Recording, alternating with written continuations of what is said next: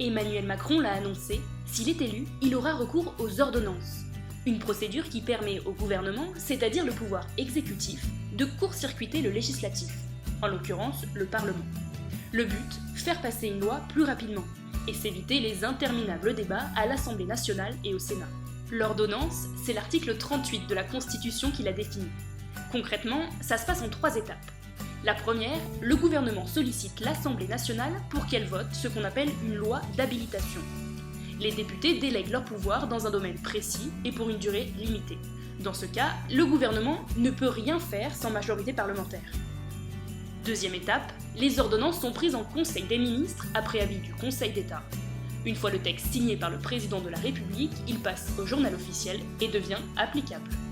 Précision, ce texte n'est pas encore une loi, il est assimilable à un décret. Troisième et dernière étape, pour devenir une loi, l'ordonnance doit être ratifiée, c'est-à-dire votée par le Parlement. Dans le cas contraire, elle est toujours un décret. Autre recours, l'article 49, alinéa 3 de la Constitution. On l'appelle aussi l'arme ultime. Et cette arme, elle a été utilisée à 4 reprises par Manuel Valls ces 5 dernières années. Là encore, on zappe le Parlement pour faire passer une loi dans l'urgence. Concrètement, le Premier ministre délibère avec le Conseil des ministres, lequel engage la responsabilité du gouvernement devant l'Assemblée nationale. Et ça aboutit à un projet de loi. Projet de loi que les députés peuvent balayer. Ils ont 24 heures pour déposer une motion de censure et ainsi renverser le gouvernement. Cela n'est arrivé qu'une fois, en 1962. À l'époque, c'est le gouvernement Pompidou qui avait valsé.